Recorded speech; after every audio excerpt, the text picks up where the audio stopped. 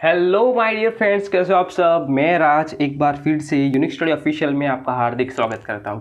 आज हम सीखने वाले हैं friends price elasticity of demand, जो कि एक 14 मार्क्स का क्वेश्चन है और आने वाले जो सारे के सारे क्वेश्चंस होंगे वो सारे के सारे 14 मार्क्स के ही होंगे। ठीक है, तो फटाफट से हम पहले उसका देखते हैं इंट्रोडक्शन। मीनिंग हम बाद में देखेंगे, फर्स्ट हम उसका देखेंगे इंट्रोडक्शन, और जो टाइप्स होंगे वो हम नेक्स्ट लेक्चर से स्टार्ट कर देंगे। ठीक है, तो फटाफट से इंट्रोडक्शन देखते हैं। अब देखो फ्रेंड्स, आपने लॉ ऑफ डिमांड जो है बहुत अच्छी तरीके से पढ़ लिया। ठीक है, जो लॉ ऑफ डिमांड है आपने बहुत अच्छी तरीके से पढ़ लिया और आपको समझ में भी आ गया उसमें क्या था कि जब प्राइस इंक्रीज होती है तो डिमांड डिक्रीज हो जाती है, और जब प्राइस डिक्रीज होती है तो डिमांड इंक्रीज हो जाती है। ये जो चीज़ें बहुत अच्छी तरीके से आपको आ भी गई है। अब क्वेश्चन क्या आता है, प्रॉब्लम क्या आता है वो दिख रहा है। तो उसके लिए आपको क्या करना है, आप एक समझ लो, आप एक मैन्युफैक्चरर हो। ठीक है, आप एक कंपनी के मालिक हो और आप अपनी जो चीज़ या वस्तु है उसकी डिमांड जो है आप बढ़ाना चाहते हो। तो उसके लिए आपने सिंपली क्या कर दिया, आपकी जो वस्तु थी उसकी प्राइस 5 रुपये से कम कर दी। ठीक है, उसकी जो प्राइस थी वो आपने 5 रुपये से कम कर दी। अब आपको लॉ ऑफ डिमांड से तो मालूम है कि अब जो प्राइस है वो कम की है तो डिमांड तो इंक्रीज होने ही वाली है। ठीक है, तो ये तो फिक्स है।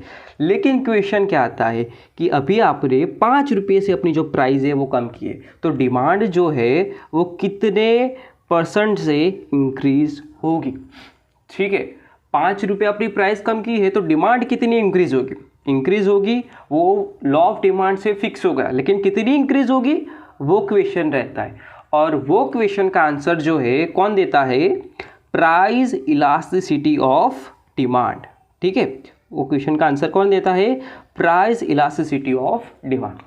ये पता लग गया आपको इंट्रोडक्शन में क्या है। ठीक है, और उसको लिखना कैसे है वो मैंने नोट्स में ऑलरेडी कह दिया है। ठीक है, और ये जो नोट्स है टेलीग्राम चैनल पे आपको मिल जाएगी। ठीक है, उसकी लिंक जो है वो मैं डिस्क्रिप्शन में दे दूंगा। ठीक है, तो फटाफट से अब आ जाते हैं मीनिंग पे। ठीक है, तो प्राइस इलास्टिसिटी ऑफ डिमांड का एक्यूरेट मीनिंग क्या होता है। ठीक है, और ये जो डेफिनेशन है ये आपको लिखनी रहेगी, छापनी पड़ेगी। ठीक है, यहाँ पे लिखा है कि price elasticity of demand shows the responsiveness of quantity demanded to given change in price. ये जो प्राइस इलास्टिसिटी ऑफ डिमांड है वो क्या बताता है कि गिवन चेंज इन प्राइस के कारण क्वांटिटी डिमांडेड में कितना चेंज आया है। ठीक है, पता लगा कि प्राइस में चेंज करने के कारण डिमांड में कितना चेंज आया है, वो कौन बताता है, वो हमारा प्राइस इलास्टिसिटी ऑफ डिमांड बताता है। ठीक है, यही उसका मीनिंग है, सिर्फ आपको ऐसे वर्ड्स में लिखना पड़ेगा। ठीक है, और उसको आप एक फॉर्मूला में भी लिख सकते हो। कैसे लिख सकते हो आप, 1 minute,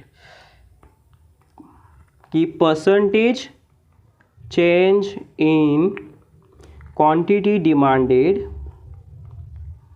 divide by percentage change in price. ठीक है, कुछ इस तरीके से आप इसको लिख सकते हो। ठीक है, और हमेशा से एक चीज़ आपको इकोनॉमिक्स में याद रखनी है, ये जो ऊपर वाला पोर्शन रहेगा, ऊपर वाला ये वाला, यहाँ पे क्या आएगा, यहाँ पे आएगा आपका जो रिज़ल्ट है वो।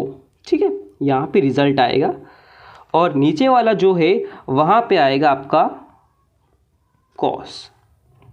ठीक है, नीचे आएगा कारण, ऊपर आएगा क्या, उसका इफेक्ट या रिज़ल्ट। ठीक है, यहाँ पे कारण क्या है कि हमने प्राइस में चेंज किया और उसके कारण हुआ क्या, क्वांटिटी डिमांड में चेंज आया। ठीक है, तो यहाँ पे क्या है, कारण है, प्राइस में हमने चेंज लाया और उसके कारण एग्जैक्ट यहाँ पे रिजल्ट में क्या देखने को मिला कि क्वांटिटी डिमांडेड चेंज हो गया। ठीक है, तो ऊपर हमेशा से क्या रहेगा, रिजल्ट, नीचे रहेगा कारण। ठीक है, तो ये चीज़ यहाँ पे ध्यान रखनी है और ऑटोमेटिक आपको याद भी रह जाएगी। यहाँ पे आ गया percentage change in quantity demanded divide by percentage change in price. ठीक है, आप देख सकते हो जो हमने फॉर्मूला लिखा वो यही है। ठीक है, और उसको आप ये फॉर्मूले पे भी लिख सकते हो। ठीक है, कैसे लिखना है आपको, change in Q divide by change in P into P upon Q. Exact इस तरीके से आपको लिखना है, ठीक है। और ये जो आपको ट्रायंगल दिख रहा होगा वो इकोनॉमिक्स में उसको कहते हैं चेंज, ठीक है। इकोनॉमिक्स में इसको चेंज के नाम से जाना जाता है, ठीक है। तो change in Q divide by change in P into P upon Q, ठीक है। तो ये जो तीनों के तीनों है उसका मीनिंग यही होता है कि प्राइस में चेंज आने के कारण क्वांटिटी डिमांड में कितना चेंज आता है, ठीक है। तो यस, बस यही चीज़ थी, प्राइस इलास्टिसिटी ऑफ डिमांड इसे कहते हैं। और जो सारे के सारे टाइप्स रह गए वो टाइप्स जो है 1 बाय 1 करके हम देखेंगे फ्रॉम द नेक्स्ट लेक्चर्स, ठीक है। आने वाले कुछ 2 से 3 लेक्चर्स होंगे, उसके बाद आपका ये जो टॉपिक है पूरा का पूरा क्लियर हो जाएगा, ठीक है। और नोट्स जो है टेलीग्राम चैनल पे आपको मिल जाएगी। और याद रखना है गाइस, जो सारे के सारे जो लेक्चर्स है 14 मार्क्स के होंगे और नेक्स्ट मंथ से आपके ऑनलाइन लाइव लेक्चर्स शुरू हो जाएंगे, ठीक है।